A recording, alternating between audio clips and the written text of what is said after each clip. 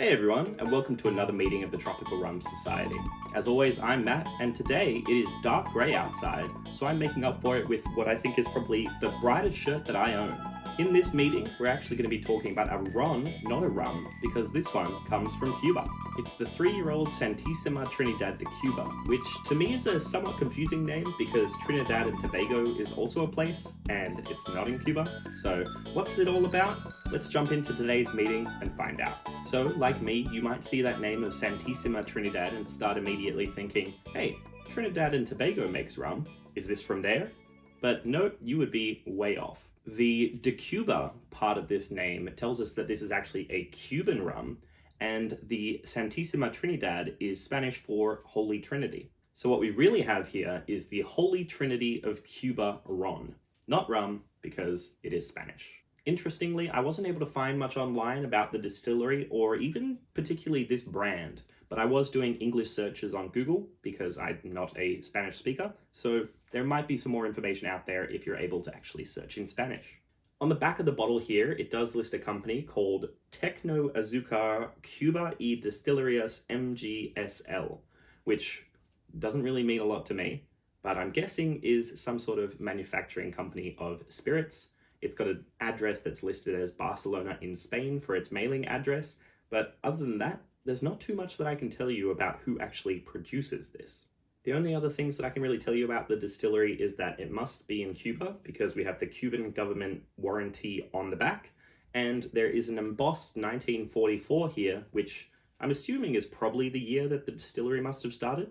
So if you know anything else about who actually makes this rum, or even where I can just find some more information about it, drop it down in the comments below because I would like to know a little bit more.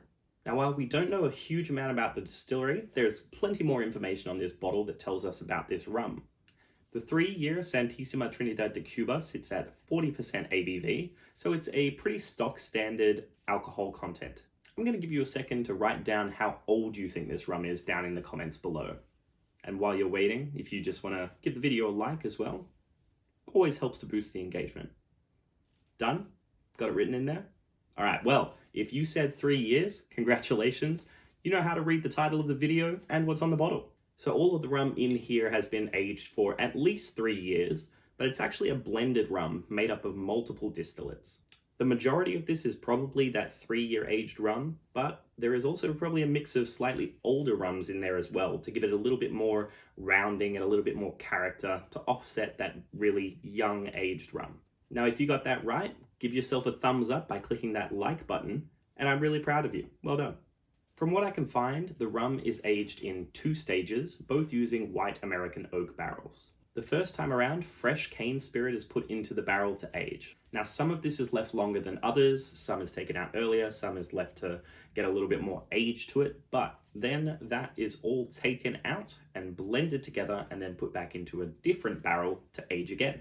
Once the final aging process is done, all the liquid that's left in the barrel has been in wood for at least 3 years, and that's probably what gives it that slight yellowish color that we can see in the bottle. So speaking of, let's take a look at the bottle, and then let's take a look at the actual liquid itself. Now, the shape of this bottle has a very old school vibe to it. It's the kind of shape that I would picture like pirates drinking out of hundreds of years ago. There's a full cork stopper, which really adds to that image. There's no plastic or wooden piece on top. It's just the cork itself that goes directly into the glass.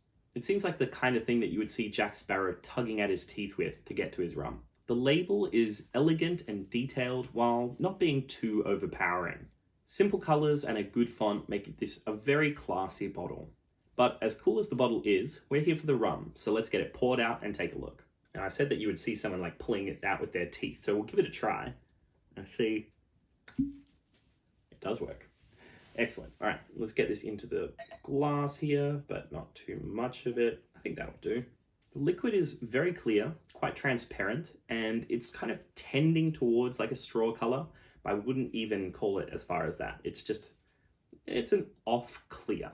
It does leave a thin coating on the glass as you swirl it around that ends up becoming some nice legs, but doesn't look overly thick as it comes back down that glass.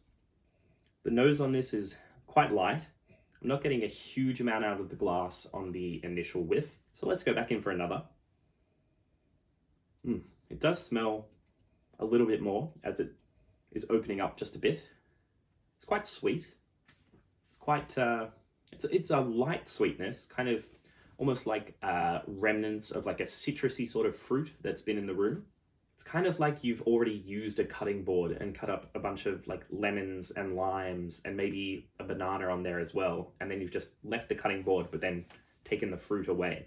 There's also a little bit of a sensation of almost like an alcoholic tingle in there, but not enough that it's like burning the nostrils or anything like that. It's just the slightest little touch. There's maybe a tiny bit of vanilla in there as well, contributing to the sweetness, but overall it's a very sweet nose, but very light and very delicate. So there's not a huge amount coming out of it. Let's see what it's like in the taste. So compared to the smell, the taste is a lot deeper. There's more woodiness, there's more vanilla, and it's not really got the same kind of sweetness and lightness that you get in the nose. There's also definitely a lot more harshness in the taste than there is in the smell. When I was smelling it, like I said, just a slight tinge of alcohol, but drinking this, there's a roughness and a harshness to it that left my tongue almost sizzling and has definitely warmed up the back of my throat. The burn and tingle stays there in the second sip, though not quite as bad, and you get to a little bit more of the flavor coming out. So there's more vanilla, but overall I'd say this was much drier than the smell leads you to believe. So the smell is very sweet, but the taste, much more dry. Also, those fruity citrus notes that I was getting in the nose aren't really coming through in the taste, which is a little bit disappointing. It's not exactly drying my mouth out, but it is giving me a sensation that's kind of similar enough. I don't quite know how to describe it, but it is a really weird sensation. Also, those flavors that I do get out of this don't really stick around for very long. The taste is gone pretty quickly. That alcoholic burn, though, that does linger. So the flavor gone pretty quick, the burning sticks with you, which really gives this a bit of an unpleasant aftertaste. So, in my opinion, I would not call the 3-year-old Santisima Trinidad de Cuba much of a sipping rum. It lacks a lot of the depth and character of flavor that you would look for in something that you're wanting to sip on for a while. But if you are someone that prefers a more dry rum compared to the really sweet, funky rums that we've talked about before, this might be a good starting point for you. Personally, I'm a little bit disappointed by the taste because I do prefer those sweeter rums, but I can say that this one goes quite well in a daiquiri, especially on a spring afternoon.